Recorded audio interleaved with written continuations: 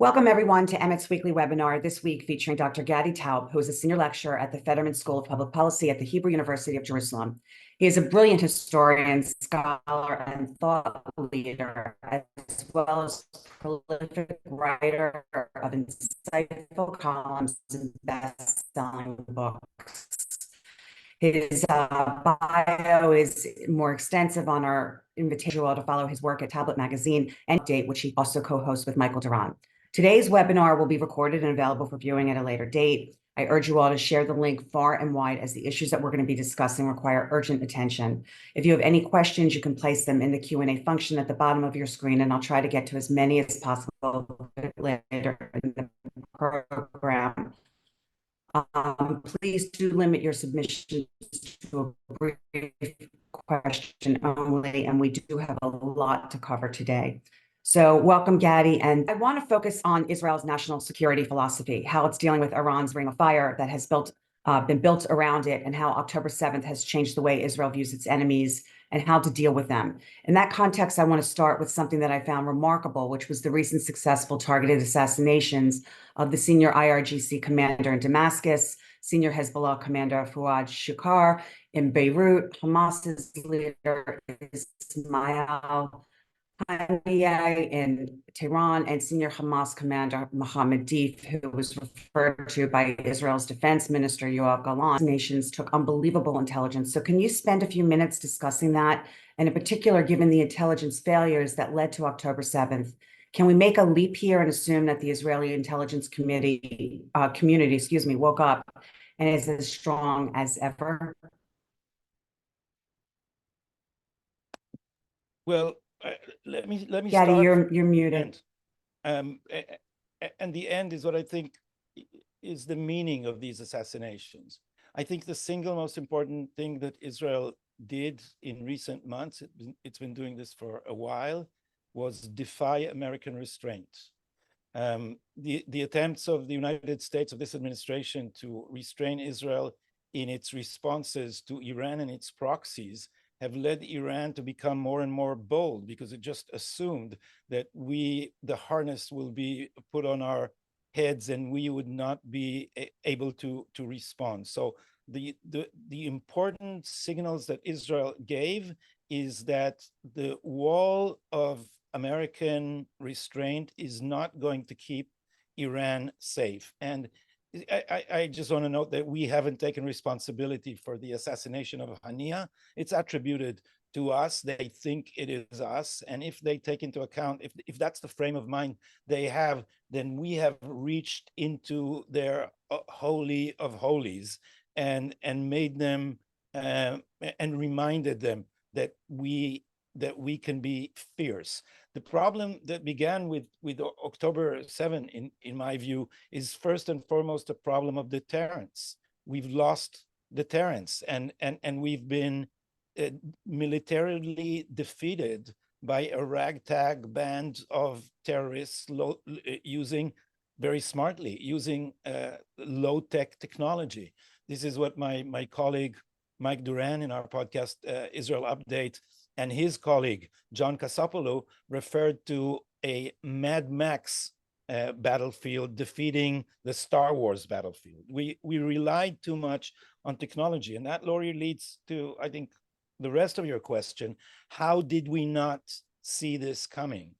And there are several parts to that. Intelligence is just one of them. But if we look only at intelligence, Israel increasingly arrogantly, cockily even, relied on SIGINT, signal intelligence, electronic surveillance, rather than human sources. So we have completely neglected human sources, and we just did not know what is happening within Gaza. So imagine this: we can pinpoint an Iranian commander in the Revolutionary Guard in Damascus. We can find a Hamas persona in Tehran, apparently, if it is indeed us, but we can't see what is going under our nose. And as we now know, there were people within the Southern Theater intelligence sector or intelligence headquarters that had an almost full plan of what actually transpired on October 7th, and they just dismissed this as if there's no chance that Hamas will even challenge us. What is worse, when Herzi Halevi, the current chief of staff of the IDF, was the commander of the Southern Theater, he wrote a very arrogant document, which looks very foolish in retrospect, about our multi-layered defense and how it is impossible to defeat it. But I'll say for the IDF that this mistake is not only Israeli. The whole of the West has just assumed that superior technology defeats everything else and also deters everyone else. And we've learned the lesson that, by the way, the American military should have learned by its war games of the Vietnam era, that low tech can pass under the radar, so to speak. And this is what we got. We got Mad Max with low tech defeating our sophisticated wall of I don't know how many layers of technological surveillance. So arrogance is part of it. And the last thing I'll say about that is that for many years, we have been preparing for the wrong war. We misunderstood Iran's plan. We were focusing only on their nuclear technology and did not understand what it is that they were doing. We were reducing our own army in size under the retrospectively silly slogan, a small, smart army. We've been reducing our armor, we've been reducing our artillery, all our ground forces in favor of technological gadgets and F-35 planes. And they have been preparing something completely different. And the key to understanding that happened on April 13th, the night of the Iranian attack. We were joyful about intercepting almost, that's an important caveat, almost all the rockets and the drones that they have sent, but this cost $1.5 billion only to Israel, not counting what the coalition invested in that. And the technology they threw at us was very cheap. They can do it night after night for months on end. And we, Lori, we can't do $1.5 billion of defense nightly. It's just not possible for the state of Israel. Yeah, excellent, very important points, Gadi. And so let's start talking about Iran now. In your recent interview with Colette, you stated, I'm going to quote you, "This war is just chapter one of what is going to be a very long struggle." While you also recognize that the Biden-Harris administration is trying to isolate this war, believing it's about the Israeli-Palestinian conflict, when in fact, it's actually the first Iranian-Israeli war with Iran, but with Hezbollah next in line. It was Hamas, it'll be Hezbollah, and you've got the head of the snake. In the meantime, Hezbollah's Hassan Nasrallah stated at Shukur's funeral, quote, "We are facing a major battle that has gone beyond the issue of support fronts whose battlefields include Yemen, Iraq, Syria, and the Gaza Strip.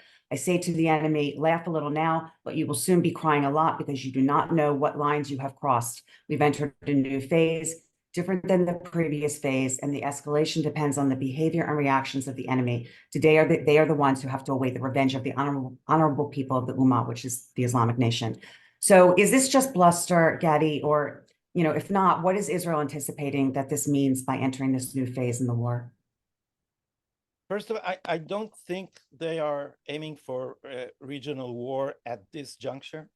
I think it's not the right time for them, but I wouldn't just discount it as empty bluster, because they can't not do anything after what Israel did without losing their own deterrence. And I'm not talking just about Nasrallah, but especially about Khamenei, excuse me, and Iran in general. They can't not respond. I don't think they want to escalate into a full-blown regional war, but Israel has to fight this war, as I've been saying since the beginning of this Iron Swords war. I suggest we look at the juncture we're in at the moment, not just as a replay of the 1948 War of Independence, but also as a kind of replay of the 1956 Suez War, because the Suez War was a war we initiated along with England and France.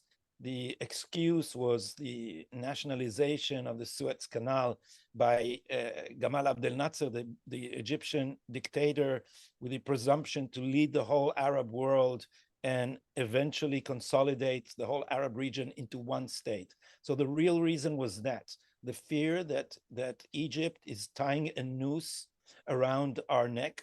A year prior to the war, they struck a deal with the Soviets. It was called, misleadingly, the Czech arms deals, but it was a deal with the Soviet Union to supply Egypt with superior weapons in great quantities. And Israel felt that the balance of power was tipping, and that Nasser is tying a noose around our neck, which we will not be able to escape if we postpone acting. And so in 56, we went on the first war against that noose. But let me remind you that it took a quarter of a century to dismantle that noose. So there's the Suez War, there's the 6 Days War, there's the War of Attrition, there's the Yom Kippur War, and then a political sea change that led Anwar Sadat finally. People are now saying that he felt for peace before the war. We now know by current research that that's not true. But after the Yom Kippur War, he was ready to switch sides, and there was a very smart American administration led by Richard Nixon and especially Henry Kissinger, who figured out the complicated play and understood it's going to be in the interest of Egypt to switch allegiances from the Soviet bloc to the American-led Western bloc. But it took 25 years until we neutralized the noose that Egypt was tying around our neck. Now we woke up on October 7th, realizing that the Iranian noose is real, that they have been we thought of all these proxies as ragtag terror organizations, which can be wiped out at will when we just decide to do it. And it turns out it's really not that simple. And look how long it's taking to root out Hamas. And the American administration is not exactly helping Israel. I don't know if you saw a recent article in Tablet that the United States is the only thing standing now between Israel and the crushing of Hamas. But Hamas is the smallest of our enemies.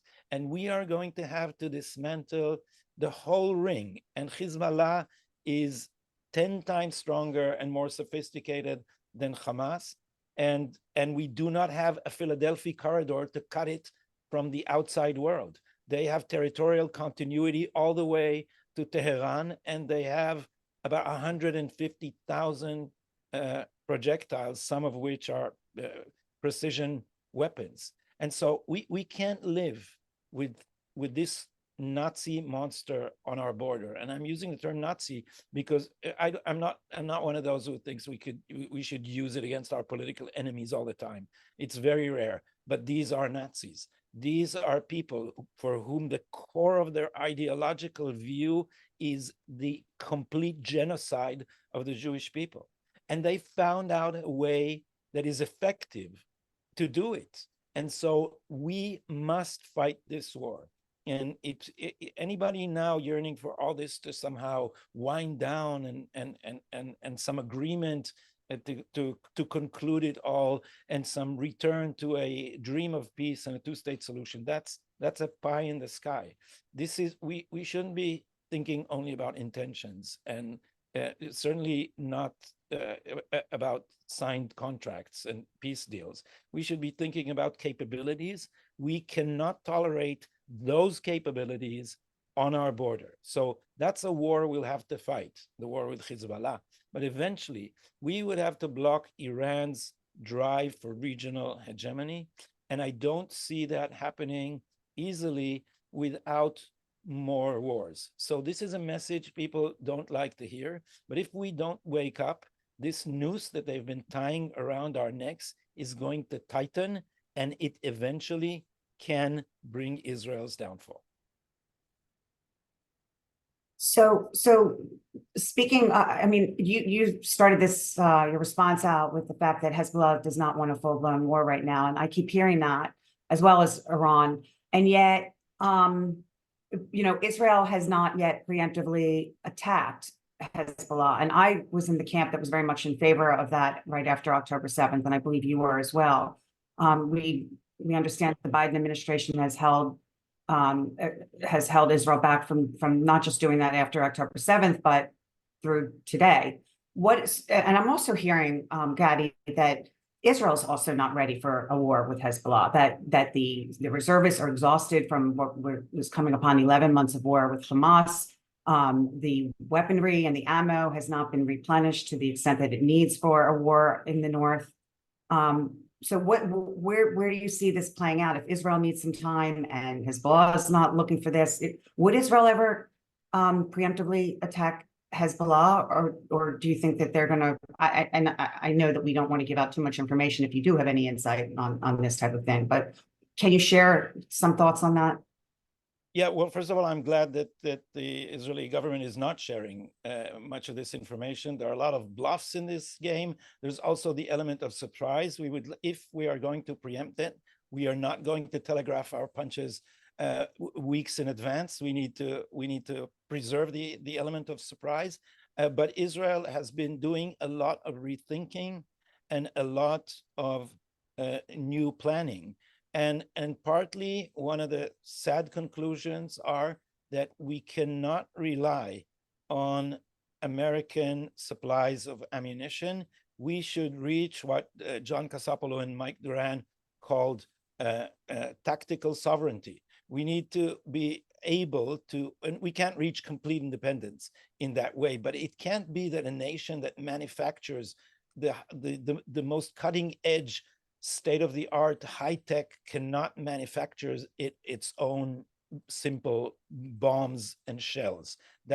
We have to completely change the plan in that respect. We have to go back to fighting low-tech and relying on low-tech. Not everything is, not all problems are solvable with technological gadgets. Sometimes you just need a lot of armor. And if you look at the way that these very smart people, the Iranian tacticians and strategists, very smart people, the way they have planned their war, and I remember because Mike and I started our Israel Update podcast a week after the war began, or 10 days after the war began, and one of the first clips that we showed on our show was how a drone with 4 propellers that you can buy off the shelf at Walmart can carry 1 RPG over a tank. That it was a demonstration filmed by Hezbollah, as it were, and just drop this RPG over a tank.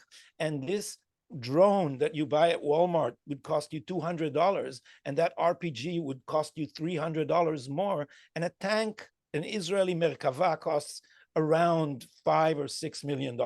So if you imagine that you buy a lot of Walmart drones and a lot of simple RPGs, and you can defeat the whole IDF, because tanks are not built to be to receive an RPG directly vertically from above, but now they can do it. So we need to adjust to a Mad Max battlefield, and also take into account that the next war, the war with Hezbollah, is going to be more devastating in terms of casualties, and especially civilian casualties, than any war in Israel's history. And I think, the Israeli public is now worried and tense, but far from hysterical. And you look at this new generation, and I must say I was pleasantly shocked and surprised by their spirit and their very moving slogan, "Lo noflim midor tashach." It's grammatically awkward, so it will be grammatically awkward in English translation too. Not falling short of the 48 generation. I'm saying this it's my father lost his hand in the War of Independence. I know a lot about that generation, and they came from the burning furnaces in Europe. My father was a refugee, not a Holocaust survivor. He was smart enough to escape early, but we were ready to die in these wars to to protect the ideal of Jewish sovereignty and the core of Zionism, which is never again. And I'll say a word about what I mean by never again, because never again is not never again to die violent deaths. It's never again to die on your knees with a bullet in the back of your head. That's what it is. If you are going to die, you are going to die fighting. And this, I think, revolutionized the Jewish psyche. And this is something that is deeply ingrained in Israeli society. So I just came back from a vacation from abroad, and I have cats. So I have a cat sitter. And I came back, and he amassed water bottles. So I realized how people were preparing here, quietly, stubbornly, I don't have the right word, determinantly. Is that a word? In a Yes. determined, calm way to face disaster and mayhem if they need to face it. And so I think I trust the Israeli public, and I trust Israel's soldiers. I don't say the same about Israeli generals. They all belong to the Oslo generation, and they will have to be replaced as we go along in this fight, because they're already looking for a diplomatic out. We should not strive for a diplomatic out. This is a war that has to be decided, or we are mortgaging our very existence. So when I'm saying that we are going to fight a decades of war, there is nothing trigger happy about it. I don't think that this is going to be a walk in the park. It may be devastating on a scale that we have never seen before. But if we want to preserve that great achievement of the Jewish people, to my mind, the greatest achievement in 2,000 years, the state of Israel, political independence, then we will have to be bold and take the risk. So I said something very negative about our generals. I'll explain what it is in 2 words, if I may. Starting from your first question of what we didn't understand was going on, we assumed a defensive posture. If you think of the slurry wall, this sophisticated wall in the perimeter of Gaza, the whole idea of it is that we are hiding behind walls. I'm a historian. I can not a military historian, but enough of a historian to tell you that walls don't work. They may work for immigration. They don't work for military defense.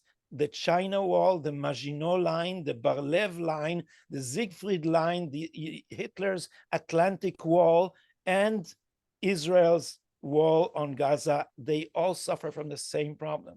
When you hide behind a wall, you sink into routine. The enemy eventually understands where the weakness is and concentrates its power there, and it preserves the element of surprise, as it did now. So we will have to change our whole political outlook and replace the defensive posture with an offensive one. We should go out and seek our enemies. And if you think about how Israel was talking about Iran's nuclear program, then you'll see where we need to do the switch, because we kept talking, how can we destroy that weapon that they're creating? That's defense, even though it's flying out there and attacking it. But that's defense. We're attacking their weapon. We don't need to attack their weapon. We need to deter them. And this is what Israel did in Yemen when it attacked the Hudaydah port. It demonstrated that we are not going to stick only to military targets. We're not just going to respond to threats. We are going to initiate deterring actions, such as the Iranians are now very much afraid of it because of Hudaydah, because we defied the Americans and did that. Their economy is vulnerable, and Israel has made clear that if our population is attacked in a way that we find intolerable, not a rocket there, a rocket here, but something that will endanger our mass of populations, we will destroy your economy, and it's very vulnerable. And this is a threat to the Iranian regime, and this is what we should have been doing long, long ago. Well, unfortunately, I think the U.S. administration has fallen far short of what it should have been doing as well. Not just pre-October 7th, but since October 7th, and I think that's a huge dilemma from the Israeli leadership standpoint. I mean, I would personally be very worried about the upcoming election if I was an Israeli, and I want to turn to that for a minute because you know, are Israelis worried about it? Israel's war with Iran really began under Obama with his plans to realign the region, and Mike had written that column with Tony Bedron called the Realignment. And you've recognized that. I think you stated that it lit the region on fire. You said that this war is the direct result of the appeasement policy of the Democratic administration. So Israel's enemies are also watching the Biden-Harris administration's obsession with ceasefire, humanitarian aid, and whatnot, and tying Israel's hands. And you said a little while ago, ceasefire would mean defeat for Israel. And then I've also heard you say in an interview it would result in, quote, Israeli blood left in the water. So it does seem that the U.S. is acting in ways to ensure that happens. So what are Israelis facing strategically without the backing of the U.S.? And more importantly, do you think that the Israeli leadership is strong enough to act in Israel's best interest, notwithstanding the various threats of the Biden-Harris administration, which I guess you point out that they did with that Yemen port? But can Israel do this alone? No, I don't think it can do this completely alone, but it does have levers. And first of all, I hope for Israel that the Biden Walz ticket, the Harris Walz ticket will lose this election, because if anything, they're more radical than the Biden administration in their policy of appeasement, in their view. And look at who Kamala Harris just chose for appointment to the Jewish community in the United States, Ilan Goldenberg. This is the guy who pushed for sanctioning Israel. And as my colleague, Mike Duran, has recently pointed out in Tablet, it never happened in American history that the United States administration created a mechanism of sanctions looking for targets within the polity of an ally. They sometimes sanctioned when they wanted to prevent specific actions, but this is a sanction mechanism designed to push Israel to replace its government. It's targeting the right and trying to convey to Israelis that they had better move to the left rather than the right. Of course, the opposite happened after October 7th. And if you want, we can go into this a little later, because the Americans have been seriously misunderstanding what is going on here. But here is what I think is a saving grace. Americans support Israel and not Iran.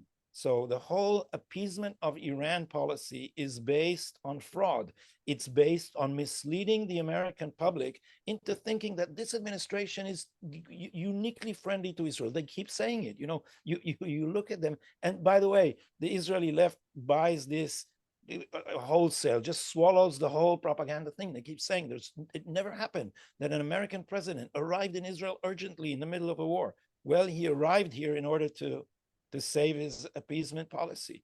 And that's not to say that they are seeking Israel's destruction or that Joe Biden is hostile inherently to Israel, but their policy runs against our interests. So as I said, the saving grace is that policy is based on a fraud.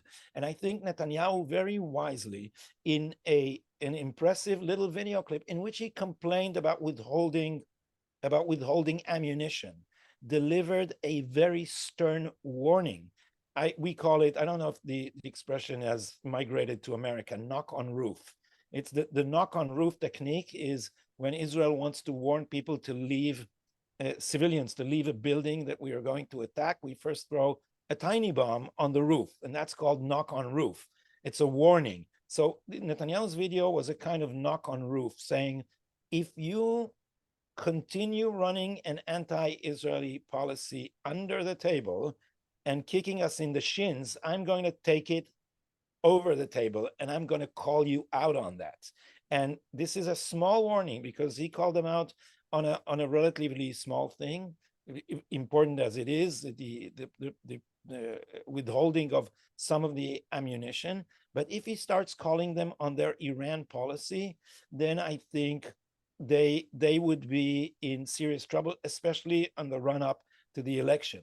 Also note that the attack on Yemen in Hudaydah is also part of that structure, which is, as I've said, the defiance of American restraints, the exposing of the secret tactics of kicking us under the table, and also the attack on Hudaydah exposed the lie that America has been trying to attack or restrain the Houthis. What America has been doing is cosmetic.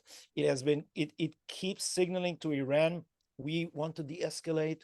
We're not going, that's the opposite of deterrence, right? We're not going to hurt your proxies. Just please stop shooting at our shipping. No, Israel exacted a price which showed the American charade for what it is. So if you take this logic, Lori, to the absolute extreme, and I hope we don't get there, Israel can drag America into a regional and possibly larger war if we are with our backs to the walls. So the fact that we are the junior partner, and I'm not comparing Israel's tiny polity to the strongest superpower on earth, but you know, a mosquito can in some ways, and we're not just a mosquito, cause great damage even to an elephant. So I don't want to use extreme language, but if we are pushed to the brink of a second Holocaust, everything, by which I mean everything, is on the table for us. You've brought up some really important points, and I think that when you talk about the Israeli public left falling for the Biden, you know, oh, he flew in October 8th and he was here for us. Well, you know, I think the American Jewish left has also fallen for not only that, but even Obama, you know, the signing, the one thing that everybody claimed on the left that was so wonderful about Obama was signing of the MOU. And that 10-year MOU actually tied Israel's hands. And I don't think American Jews really understand how that was not such a wonderful thing. What are your thoughts on tomorrow's, well, the Biden administration has forced Israel into ceasefire negotiations once again tomorrow. What are your thoughts on what's going to transpire tomorrow? Hamas is saying that they're not going to show up. And Iran is saying if Israel agrees to a ceasefire, we won't retaliate, we won't attack. So what are your thoughts on that? It's a very worrying development, because what we see the administration trying to do is they want to offer Iran and Hezbollah a ladder to climb down from their tree of bluster and threats. And they rightly believe that if they can deliver a ceasefire in Gaza, that will allow the whole Iranian axis to escalate under the cover of a good excuse, and then the war will be over. But Israel can't have the war be over, and it's hard to tell people because nobody wants wars. But we have evacuated the Western Negev and the north of our country, and these people can't return home.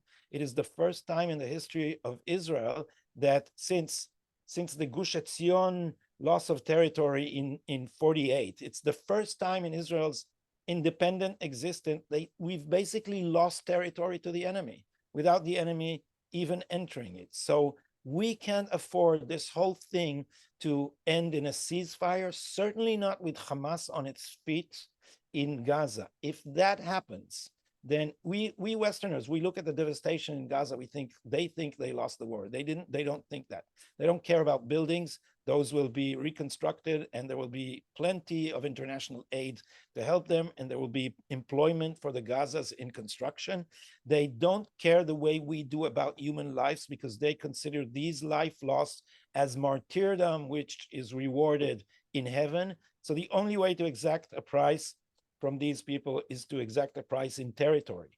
But if we now agree to the Biden plan for a hostage deal ceasefire, leaving Yahya Sinwar, not just Hamas, on his feet. And if Yahya Sinwar emerges from the tunnels with a V, Churchillian V sign, he will be Saladin for Muslims for the next 1,000 years. We can't allow that. So it's very hard to tell people, because we're not joyful about wars. We're certainly not trigger happy, but we can't let this war wind down without victory. Now, the Israeli left doesn't understand. The progressive elites here, who are in cahoots with the Biden administration, think that the worst problem in the world is the Israeli right, and the rest we can deal with. Hamas, we can deal with. And they keep trying to pin down the responsibility for October 7 on Netanyahu. They have this slogan, Ata Rosh, Ata Hashem, you're at the helm, you're guilty, you're the head, you're guilty. And they don't understand why public support for Netanyahu grows. But if you dwell among your people and talk to them, and not just to the press, which is a choir in Israel mostly, except now we have Channel 14, which is like Fox, but it's a choir. It's the PR organ of the left. If you ignore that megaphone noise that belongs to a tiny a fraction of Israel's society, most Israelis understand that we can emerge from this without victory. And look what Netanyahu did. Netanyahu, since the beginning of this conflict, has been saying basically one thing: we are going to win this war. There's a hat distributed by the very popular right-wing host of the Patriots show, which is now like a big hit in Israel. It's a funny, satirical, political show. It's actually very smart. He made a hat on which it says total victory. And so people have mocked this. Even Gallant, which is sort of an agent of the Biden administration, and certainly an agent of the left within the government. I want just in brackets to remind everybody that we didn't have judicial reform because he basically deserted and worked with the left and the refuseniks in order to defeat the right's judicial reform. So Gallant just recently in the Knesset said total victory is just a pounding on the tam-tam drums. It's nonsense, he said. And he immediately had to correct course, because Israelis will have none of it. And so Netanyahu has been just emitting a single note from the beginning of this war, and gradually Israelis flocked back around Likud because they understood this was the only leader who understands what this strategic situation is. And Israelis, even uneducated Israel, especially uneducated Israelis, are very politically savvy, and they understand what is what. It's just the educated woke left that has confused itself with its own theories and doesn't understand the seriousness of the situation. I just now looked for a quote because for something I'm writing, and it's hard to say to people, to explain to outsiders that the Kaplan protesters, the chronic protesters every Saturday for years now, they say explicitly that Hamas is not the real enemy. The Israeli right is the real enemy. The real enemy is Bibi Netanyahu. They say this with actual words. And this is a lunatic thought. This Israelis, most of us, look at these people and think they may control the media, they may be very educated, but they just don't understand where we are.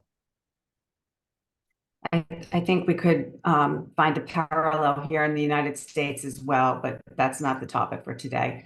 What are your thoughts before we get to, there's a lot of questions in the queue and I have many of my own, but what is the significance of Sinwar replacing Haniyeh? And do you think that, I mean, I had read an article by Seth Bransman who thought that the death of Haniyeh was very significant because he was being groomed to take over the Palestinian Authority as well. And that would have launched, Hamas from isolation in Gaza to controlling Ramallah and the West Bank, uniting the two Palestinian fronts. So do you think, number one, that I just actually read this morning that they came minutes from getting Sinwar, that his coffee was still hot. So do you think that Israel's going to get Sinwar? And if not, what is the significance of having him replace Haniyeh? And do you think that Sinwar can get out, given that Israel controls the Philadelphia corridor now? I think if Sinwar is not yet out, then we probably have him trapped, and we shouldn't at any cost abandon the Philadelphia corridor, under which there is a highway of smuggling, in which a Hummer Jeep these tunnels are wide enough for pickup trucks and Hummer Jeeps to drive in. So we can't afford to let the Philadelphia corridor alone, despite what outrageously Yoav Gallant, the Minister of Security, is now proposing. We should never do that. But I don't make much of the different personalities at the head of Hamas and the Palestinian Authority. I am of the opinion that we should dismantle the Palestinian Authority. The Palestinian Authority is not that different from Hamas. Mind you, that the radicalism, the fanaticism of Hamas fighters was bred by school books manufactured by the Palestinian authorities. This is not just religious teaching. If you look at these books, they glorify the murder of Jews. They teach you. There's one example from this book that Lital Shemesh, the Channel 14 anchor, wrote, a book called How Much is a Dead Jew Worth? And that book surveys the pay for slay program that the Palestinian Authority has, but also brings examples from school books. So you see that when they teach children how to do the Arab diacritics, which is like dotting your I's and crossing your T's, but much more complicated, then the sentences they use for examples are, for instance, never think that the occupiers are also human.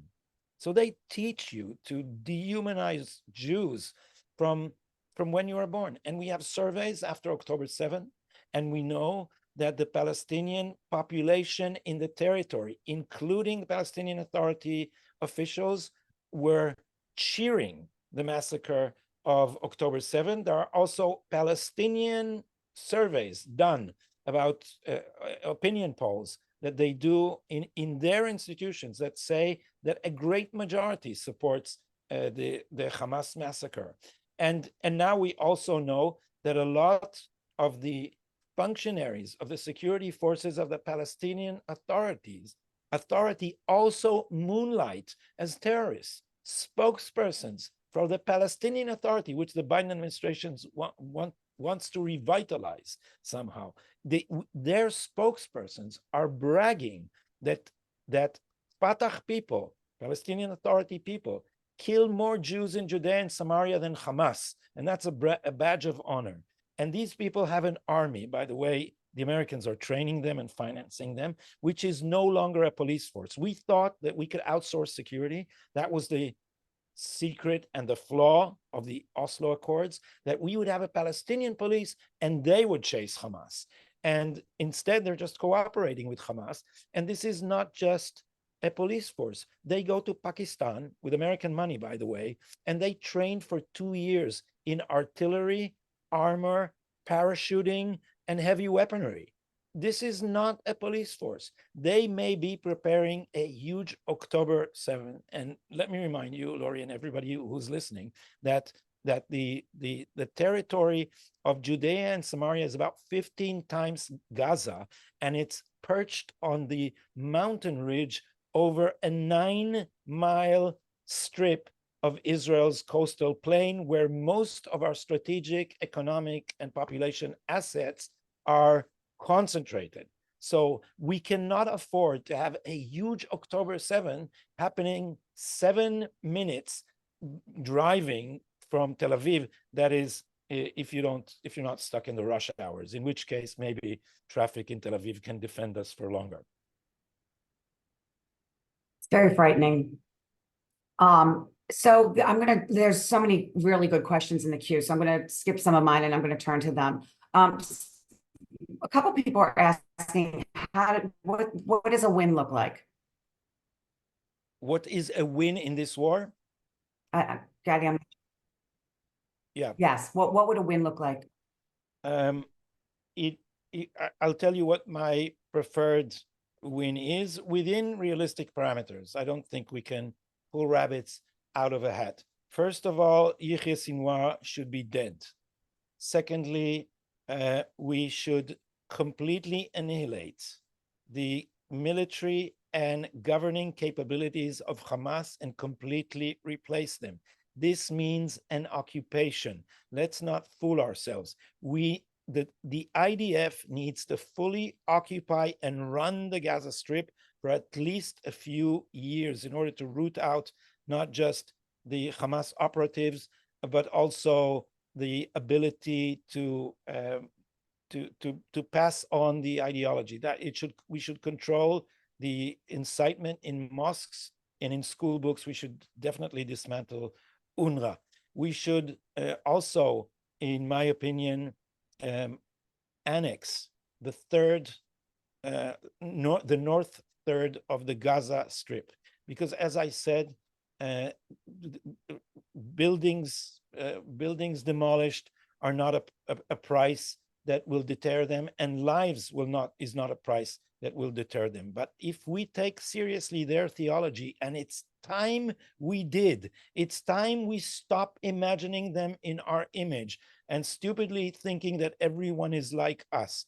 They are not. They are serious about their theology, and jihad is a call to conquer the whole globe, and especially the land of Israel, which is Waqf, which is already Islamic territory. So the only religious excuse in the Muslim Brotherhood theology for stopping jihad against Jews is if you risk losing territory. So the price at the end of this war should be losing territory. And we should implement these same conclusions for the West Bank and dismantle this terrorist organization that we call the Palestinian Authority, and do the same work there. In the long run, if we are able to stop incitement and indoctrination in their Nazi philosophy, then in the long run, maybe there will be a generation here that will seek peace. But children who are now indoctrinated with Hamas and Palestinian Authority anti-Semitism will grow up to be terrorists if we don't change their education. Very important points. What was the impact of the cyber attack on Iran's military capabilities and to Israel's ability to preemptively attack? I don't know, and the little I know, I don't feel comfortable discussing. That's perfectly fair. A lot of people are asking about a strike on Iran. Wouldn't it be better to do that now than to wait for them to strike Israel? That's not a bad idea. I don't know if we can run the risk of losing any more of the international legitimacy. But then I also think, I mean, if we are attacked, the world will better understand. But there's a flip side to the same argument, because as my friend Dan Shiftan has been saying, I had a very interesting interview with him on our podcast on Israel Update. If you want, and if your listeners want, I'll send you the link, because Dan Shiftan says that this is a test case for whether a civilized nation can defeat barbarians, or whether barbarians can use our own moral values in order to undermine our ability to fight them. And so Dan says it's extremely important that Israel does all these things, even in the face of the approbation of woke elites. And this goes back to the very first point, that defying American restraints, it was the most important strategic move that we did in this war. If we enlarge that theme to look at the whole scene, maybe we should ignore more blatantly a lot of the criticism that we received. So I don't have a yes or no answer to whether we should attack before Iran attacks. But I can say, and this is something people don't like to hear, that we should do our utmost not to let this crisis dissolve before we attack Iran. So again, I am never trigger happy, but Iran is going to bide its time. The reason that they want to climb off the tree, Lori, and is they need Hezbollah on our border in order to complete their military nuclear program, because that's a deterrent.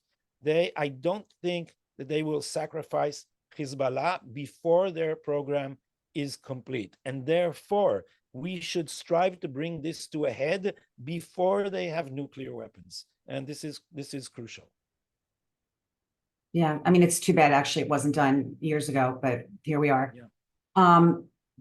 So you had mentioned the two-state solution a little earlier in the context of one of the other questions. And I mean, to me, it's insane that anybody's talking about this post October 7th, but here we are with the Biden-Harris administration continuing to talk about it and even incorporate mitigation. Somebody asked if you think that there are any Arab states that are ready to accept that there can't be a Palestinian state. And it seems, I'm going to supplement that with, again, you still have to talk about it as if you're considering it. That's just part of the diplomatic phoniness of where we are. But do you think that the Arab states are with you on that? Or at least I think many of them, Arab states. I think many of them are. I interviewed Secretary Mike Pompeo on my Hebrew podcast, in English, of course, but with Hebrew subtitles. And I asked him, what was the difference between the Trump administration and the preceding Obama administration in terms of Middle Eastern policy? And he said three things. One, Iran is the problem, not the solution. Second, we need to bypass the Palestinian veto. And thirdly, we need a credible a military force in the region that can offer a credible threat. So the second point is what's crucial here, because many of the Arab countries are sick and tired of the recalcitrant Palestinians behind which they must always rally. And that was the secret of the Abraham Accords. A lot of the Arab Sunni states are saying, no, our problem is not the occupation of the West Bank. Our problem is the rise of Iran to regional hegemony. And in that war, Israel is our partner and the Palestinians are an obstacle. What the Biden administration did is it brought back the Palestinian issue exactly in order to dissolve the threat to Iran posed by an Israeli Sunni coalition. Let me remind you that the minute they came to power, they forbade the State Department to call the Abraham Accords Abraham Accords. That one of their chief unstated goals was to dismantle the Abraham Accords. And the way to do it was saying, let's enlarge them and bring in the Palestinians. Of course, if you bring in the Palestinians, you're ruining the whole thing, because Hamas and the Palestinian Authority are allies of Iran. And so, of course, it will dissolve this whole strategy. So I think many Arab states are ripe for that. They see the benefits of alliance with Israel. And by the way, Israeli defiance of the United States is what I think brought the Sunni states around. Because under Obama, you remember Netanyahu came against Obama's protestations and gave a speech against the Obama administration's Iran policy at the heart of the American administration before a joint session of the two houses of Congress. And our neighbors looked at that and said, wow, those Israelis, they have guts. They are even ready to defy the great United States, and therefore we can trust them. Regrettably, if they feel they can't trust the United States, I can't blame them. Even if you have the Trump administration back, and people are saying now, is the second administration of Trump, suppose there is one, is he going to be friendly to Israel again, or did he have a fight with Netanyahu? Is this going to be a different thing? And I keep saying the important thing about the next American administration is not its Israel policy. It's Iran policy. That's what important. And I don't see any world in which someone of the character, the bully character of Trump and the education of a businessman is going to believe that appeasement is going to satisfy the Iranians. He behaved instinctively very differently towards Iran. They brought Iran to its knees. It was at the lowest point of its ability to influence things in the region. And the minute the administration changed,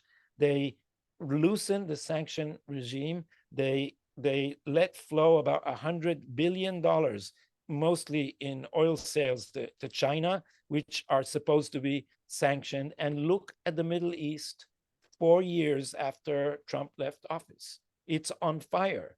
It was the calmest there ever was when they thought that Trump is a bully nutcase who is going to assassinate their generals. And so they were rightly afraid of him. And regardless of what you think of internal American policy, this is an existential question for Israel. I don't know if we have a Harris Walz, Ilhan Omar, Ilan Goldenberg, Mahdi Taher, and all the rest of these Obama people with their ties to Iranian lobbies, even, Rob Malley and all that affair.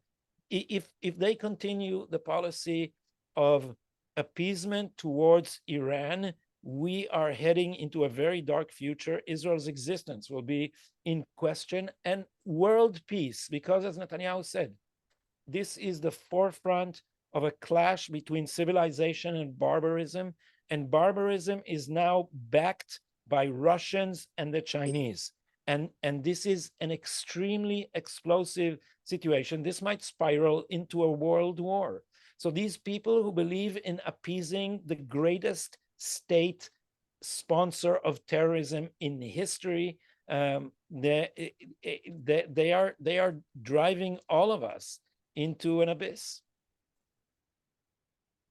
Yeah, I mean, the Obama-Biden team, now Harris team, have empowered, enriched, and Iran, and it's frightening. On that note, it is one, and Gadi, I can't thank you enough. The feedback that I'm hearing already on my text messages and in the Q&As, of course, I'm not surprised. You're always brilliant to listen to, and I just enjoy it, and we'll definitely in the future have you back sometime. So thank you to all who listened this afternoon, and Gadi, thank you for all you're doing. Thank you, Laurie. It was a pleasure. Have a wonderful afternoon. Thank you. Evening.